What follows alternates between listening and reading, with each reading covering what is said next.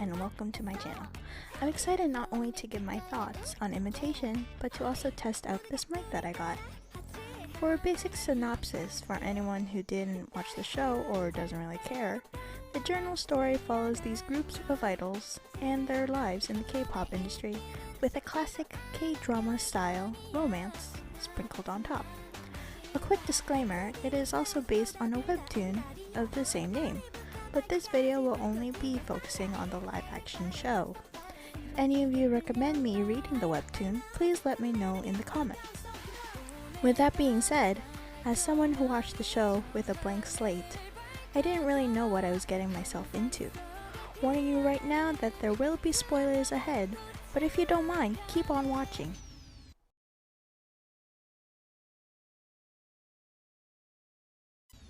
Another minor disclaimer, I'll only be going through the main characters, their group members, Larima, Ji-hyuk, Eun-jo, and Annie. Otherwise, this would be an extremely long video, but I'll mention other characters as I'm talking more about Imitation.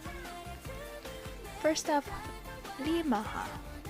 Right off the bat, Maha comes off as a girl who's determined and also desperate to make her debut. Although it breaks her heart that she won't be able to debut under the same company as her friends, she jumps on the opportunity to transfer when she's promised that she'll debut right away. Which may seem selfish on her part, but compared to real-life idols, it's not so far-fetched for trainees to leave their current companies for a different agency. John Somi is one example, as she was supposed to be a part of ATEEZ, but because of creative differences, she left. After meeting with her members, she doesn't hesitate to acknowledge that she's basically a replacement for another girl. And though it may seem unrealistic for these girls to get along so fast, it quickly establishes that their common dream is one that they passionately want to achieve. A montage of their friendship forming through intense practices and late nights at their short dorm is a nice way to show their developing bond. Despite it being a short time, I can imagine this is how real-life idol groups bond and relate to each other. Even though her new group and her get screwed over, really screwed over, you see during the time jump that they still live together. Maha as her own person, is a caring and hardworking person, lively, fun, and kind, which naturally draws people to like her. Just a common archetype for female leads in K-dramas.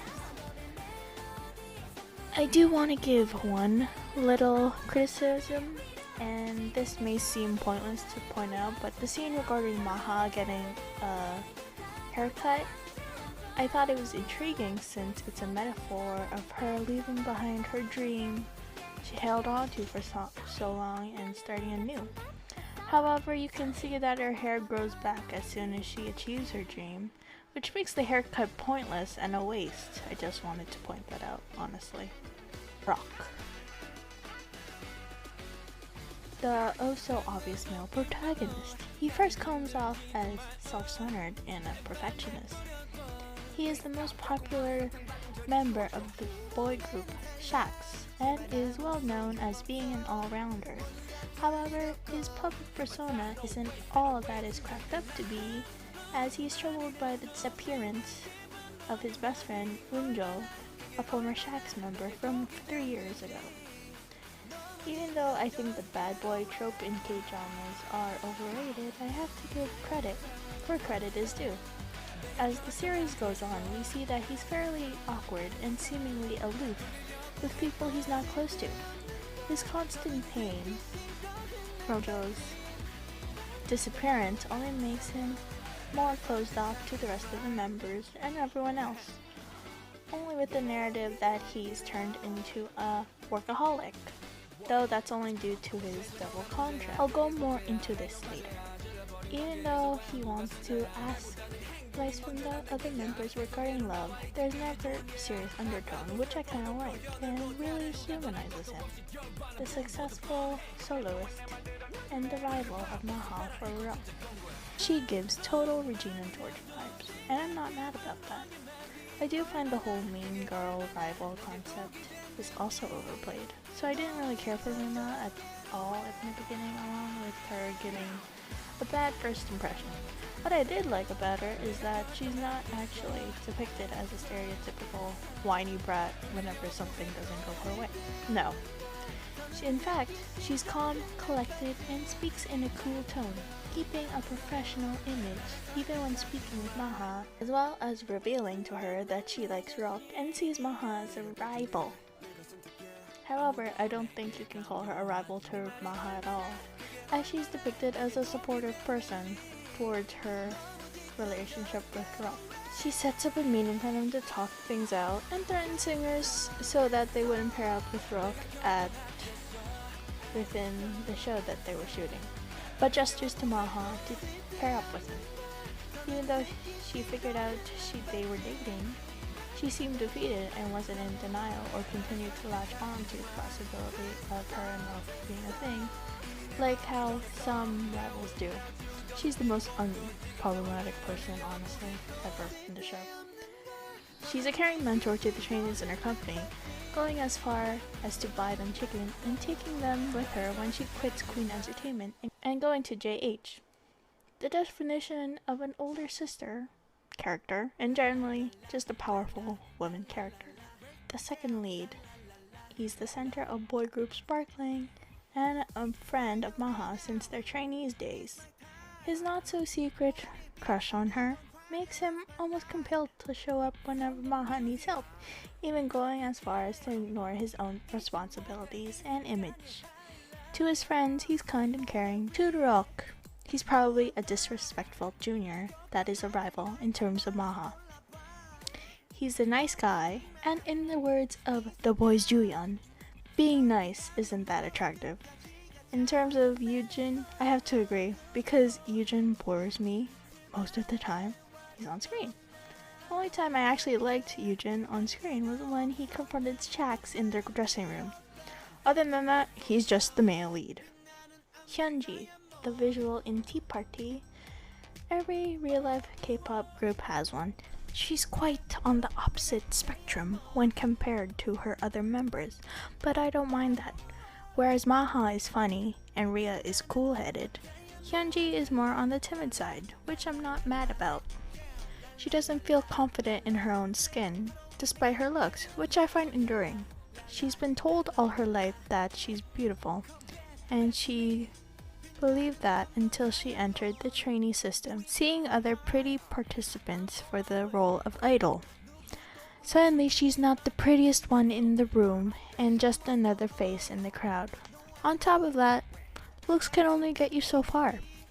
Her decision of wanting to be an idol probably changed her whole perspective in that moment. She questions herself. The way we see her most likely isn't what she was in the past before becoming a trainee. Personally, I emotionally relate to her the most out of everyone. She's the quiet one out of the three, mostly only speaking kind words, trying to diffuse a tough situation, and questions her value. Even the way she acts when her crush on Eun-jo seemingly goes nowhere. It probably reflects a lot of us when we think about our crushes in middle school. Though I'm vocalist and leader of our girl group, she carries the same dream as her members, but is also conveyed differently despite being an acute concept group. She's headstrong and practical, making her the ideal choice for the leader. She's able to give harsh skepticism and insight when Ji-hyuk first approaches them, and towards Maha's relationship with Ryok. Although it may seem like she's being a nagging Nancy, she's only worried about her friends' well-being, as they've been through so much together, and she doesn't want to see them suffer anymore. For a good reason, she doubts a lot of things, even when Lee-hyun first approaches her. Jae-yu, the leader of Shax, and probably the least interesting one in the group, although he does become more interesting later on.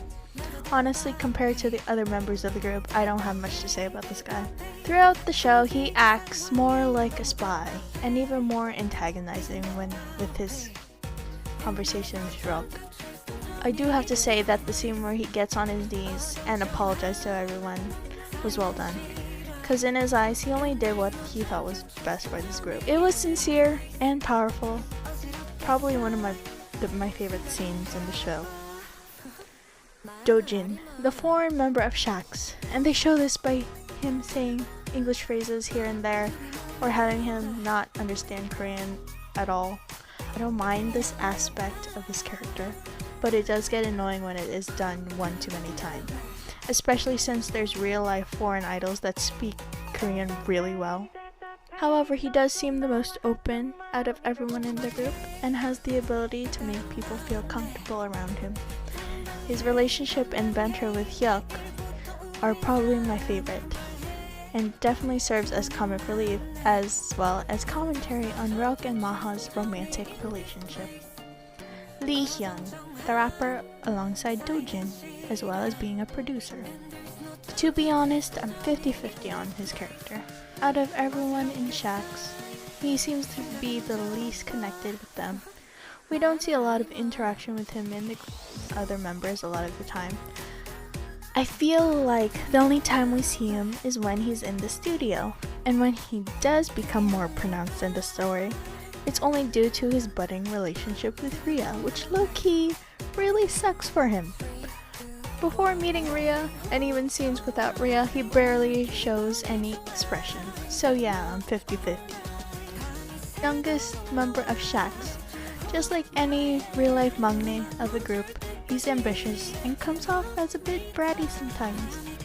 This role seems perfect for Jungho as he's the maknae of ATEEZ, so he's probably not actually acting, but being himself. He's dependent on his older members, probably because he became a part of the trainee system at a young age and was mostly raised by the others around him. He's honestly a smart person, catching on to situations like Ryok's behavior towards Maha. There are times when he seems older than Ryok even. And even though people take care of him, he wants to take care of others just the same. Hyun-jo. This jerk in Sparkling. Did you guys know he's the eldest member? I didn't know. He certainly doesn't act like them.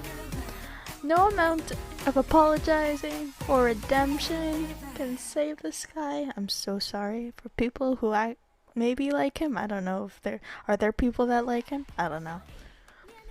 After almost everything he's done, from drinking to partying with girls, insulting Tea Party, destroying property, fighting Ryok, fighting in a pub, and violating his dating ban, I do believe in second chances, but not multiple second chances. Even when he was reflecting, I didn't give a shit. I didn't give a shit about his apology. I don't give a shit about him at all. At least with Jaehyu's apology, he got down on his knees and cried. I can't. Also, I feel like if an idol made this many mistakes, their respective company would have not tolerated it at all. So, this situation with him, I can't believe it, to be honest. Si-young, the leader of Sparkling. I'm not gonna at Sunghwa. He's lovely and talented. I love him in ATEEZ. But his character, on the other hand, I don't think there was enough to give him a proper analysis. I will admit he's able to put Hyun-jo in his place whenever he insults Yujin, but that's it, along with Minso. Compared to Shax's maknae, Minso seems like an inferior version of him. And this isn't on San's acting, I love San, but he definitely doesn't have enough screen time compared to Yujin or Hyun-jo. Ji-hyuk, the original manager of Shax and the creator of Tea Party. Ji-hyuk is someone who for sure has the right skill set in creating popular idols.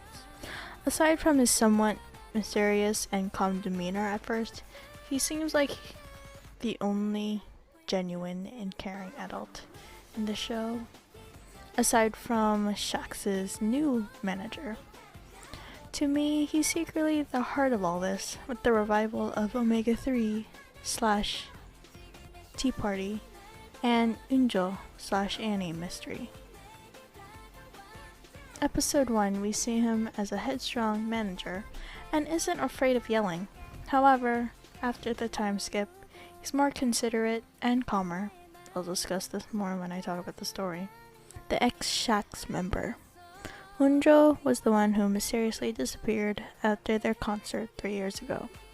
Although this show is heavy on the romance, half of its premise is about Eun-jo and Annie. While I was watching, I couldn't help but wonder about the mystery surrounding him.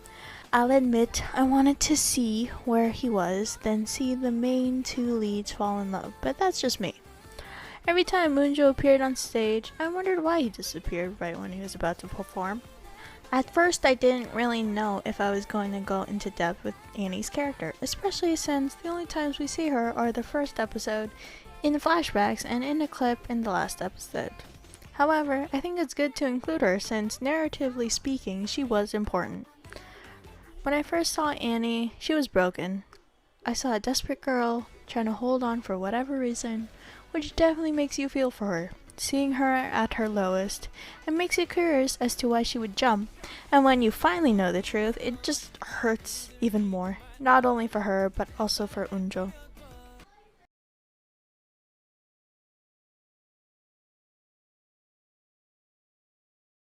The concept of the story was definitely intriguing to me when they first announced this series. However, as it went on, my interest decreased. I want to apologize in advance to anyone who loved the show before I go on. Having a story on idols definitely attracts interest of K-pop fans like me. However, that's really a facade to promote a generic K-drama style love story. I'm not saying the romance is bad, it's honestly fine. I do have to give the story the benefit of the doubt. Since if I were to put myself in any of the characters' shoes and lead a restricted life where I'd only see my members, staff, my fans, and other idols, chances are I'm gonna fall in love for another idol. Since I hardly have any time to myself, just look at Hyun and Dawn, their goals. Still, that doesn't give the story a definite pass. I expected this with the romance, since K-drama romances seem to always follow the same formula. Also, the whole thing with Eun-jo and Annie, the mystery surrounding those two, I was just craving to know, because the way they paced the story, it was torture. I don't mind mixing genres of both romance and mystery, as long as you do it right. As long as you divide your themes right. You can't just show a clip of Eun-jo meeting with Ji-hyuk for 30 seconds, then move on and not address it in the same episode. It cuts off romantic tension and or feels lazy on the side of producing curiosity for the mystery aspect, which wasn't really a mystery to begin with. I don't know about you guys, but as soon as I saw those matching phones, I was like, oh, they're a couple. Not only that, but how in the world did Eun-jo sneak out without anyone noticing? He was already strapped to the wires. Wouldn't a stage director or cameraman not notice he was in position? Wouldn't there be a million security guards because, fangirls? Doesn't make sense. But anyways, this is just me ranting at this point. Overall, the story isn't all that special, to be honest. I wish I could say anything else, but yeah, that's it.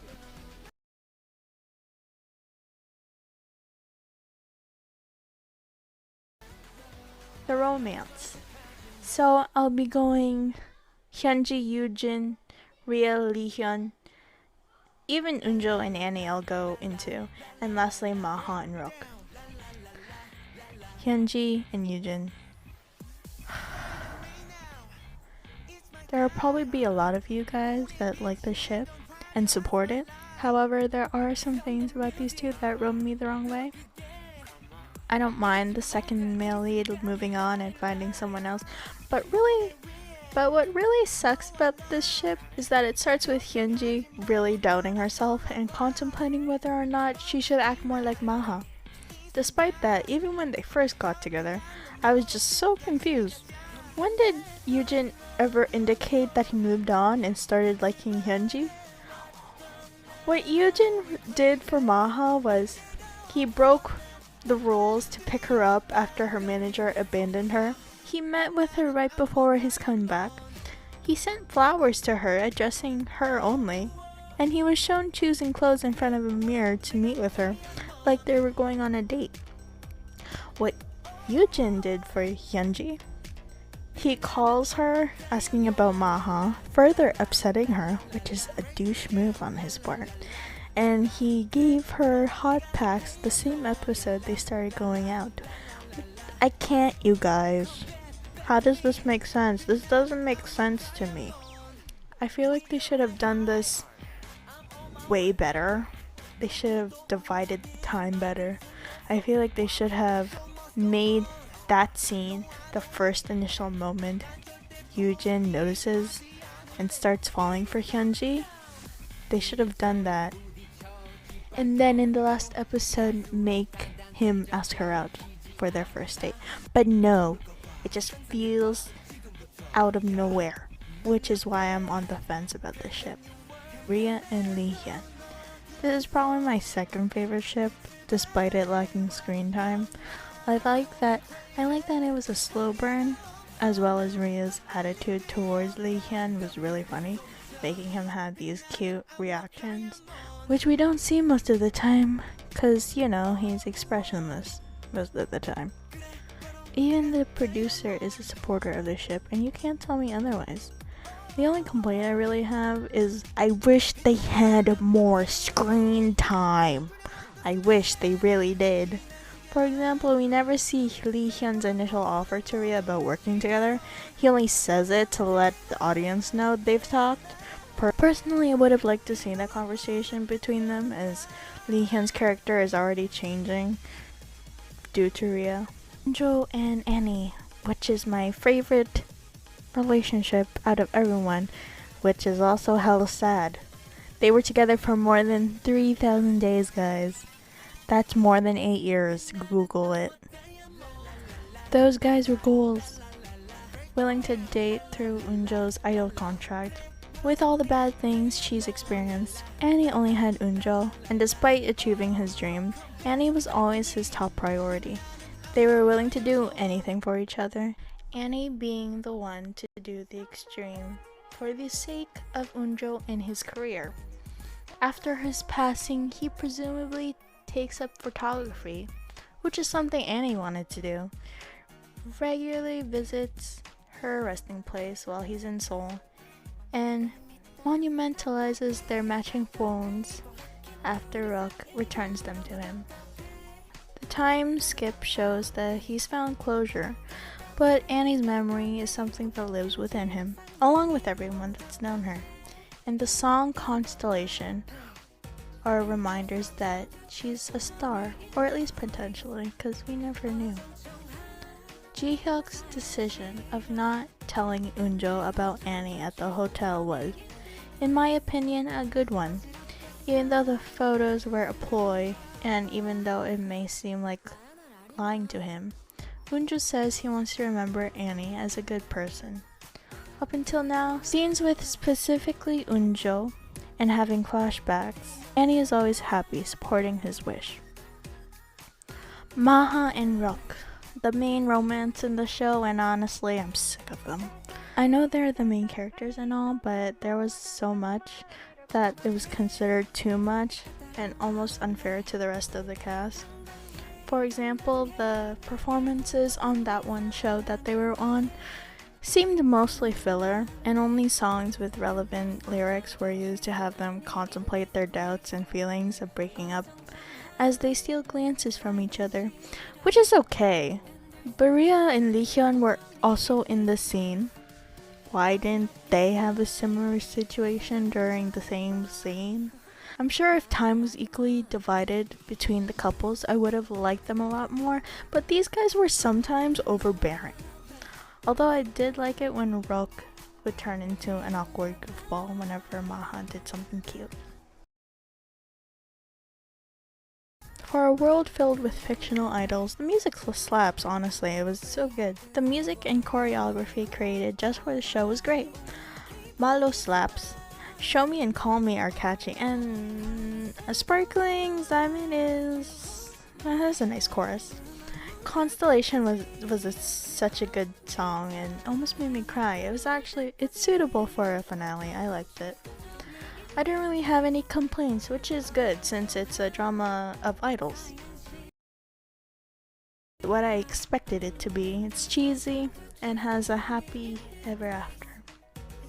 Everyone's happy, unfortunately, and in the end they were able to pay tribute to Annie and Eun-jo, having their song come to life. Even Eun-jo appearing to perform with them was a surprise. Him wearing black while everyone else was wearing white not only makes him stand out, but also shows that there will always be a tiny bit of him that will always grieve for Annie. However, I do have to say, with the show having already ended, that there's questions still left unsaid. What happened to the second head? What was the explanation for Eun-jo joining the performance? Did Shax explain his reappearance and disappearance to their fans afterwards? Will GH move into an actual building? Because that cafe can't hold a lot for too long, I think. Is Part-Timer now a K-pop fan? Well, now that it's ended, I can say that there were moments that were entertaining and frustrating. Overall, it was an experience filled with ups and downs, and definitely goes into idol-related topics such as their behind-the-scenes practices, sussing fans, and company business. Overall, it was charming in its own way. How on earth did they cover up Eun-jo's disappearance? Like, I know that they seemingly just used Annie's suicide as just a bigger story, but come on, Eun-jo was presumably the most popular member of Shax at the time, so I don't understand how his disappearance wouldn't make news at all. What I find interesting is that Jae-hyuk's first scene after the time skip is the fans' boycott is unfortunately how I picture fans would be when they find out that their idol is possibly dating someone, which you can kind of compare it to how EXO's Chen announced that he was getting married and having a child in real life. I remember seeing pictures of so-called XOLs boycotting in front of SM Entertainment and demanding that this is their one shot at debuting and this is their dream.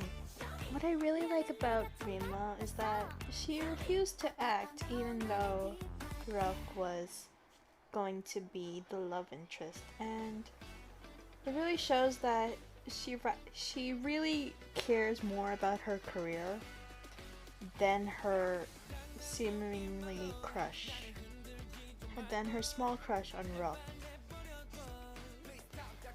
And even though her CEO says, "You've been dying to play Kwon Ryok's counterpart," she's like, "It'll ruin the image I've built up till now," which I think is kind of big of her, even though she really could have had an opportunity to kiss him, and she didn't, so that's cool. I really like the epilogue of Rima in her trainee days, and it was at NOG. She has a chat. She's basically acknowledged as an all-rounder. She can do anything. She's pretty. And he says, "You shouldn't be a part of a girl group, but you won't last long with that fragile heart," which I can you can see it reflect on her present self. She's really tough. She doesn't allow anyone to see if she's fragile or not, if she's weak.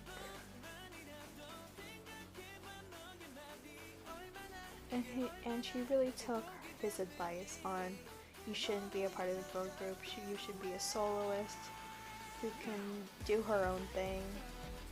I have to say, Ryok's and Maha's first real kiss was super bad. I can't. Just bad environment, bad setting. He had a bandage on his head. I can't. That was just really bad. I feel like Hyunji finding out about Maha meeting with Ryok at the hospital was understandable because, you know, in those friend groups, when you're like a third, fourth, fifth, whatever, and you're the last one to find out about something relatively important, it kind of sucks and it upsets you. So I understand her honestly being mad about it. Hyunji and Maha making up was due to Eugene, cause although we know he's a good guy, it just downgrades Hyunji's character to just revolving around him, and really doesn't feel sincere on her part. While also Maha saying that Eugene likes her, it's basically just downgrading what Hyunji's character has built up to. I feel like with how Ji-hyuk confronted Annie with those photos, it really just pushed her over the edge, and I do agree with how he admits that he was the one who pushed her to jump. I do think it's a nice turnaround for Eun-jo to tell Ji-hyuk while he's in the cafe business to do whatever his heart wants, because that's what he said while he was in his darkest place, while he thought nothing was worth it anymore. I think it's just a nice way to come full circle. Hyunwoo is the worst. He said do as you wish as his ex-girlfriend tells her she's gonna kill herself. It just makes me hate him. I don't care if he's seemingly redeemed. I think Rima wiping her mole, her beauty mole, because you know those moles that are placed under the eye, they're considered like beauty marks or beauty moles in South Korea, I think. And I think it's a good indication that she's basically saying, I'm starting anew. I'm not gonna pretend to be someone I'm not.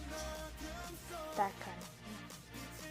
I do like the narrative that Ryok became a workaholic, not because he wanted to get his mind off of Eun-jo and everything that happened around then, but also the seemingly revised contract or double contract. He deals with all the expenses that Eun-jo collected at the company, and basically tells the CEO that he will deal with it all and not to touch the other members, including Eun-jo, which I think is kind of good because the narrative that he became a workaholic in regards to he wants to take his mind off of Eun-jo is kind of predictable. So to know that he became a workaholic to basically replace all the expenses that Eun-jo has taken up is definitely was a surprise, and I liked it, even though it's evil. Once again, I do not read the webtoon, so I don't know if my interpretation of the term imitation is used, But I do like the fact that it's I do like the fact that the concept is used differently. For example, like Maha's imitation of Rima at the beginning was nice, but also it camouflages the relationship that Maha and Ryok used to have in the past. Maha didn't just copy Rima, but Ryok in the past. And that's why he calls copycat, and not because of her Rima imitation. The other way imitation could be used is Maha and Ryok's relationship and how it reflects how it's seemingly the same as Eun-jo and Annie's relationship. They go through almost the exact same problems and obstacles that they had, and how Annie basically did the same thing that Ryok did, which is to end things and a lot of things. And I think that's honestly clever on the author's part.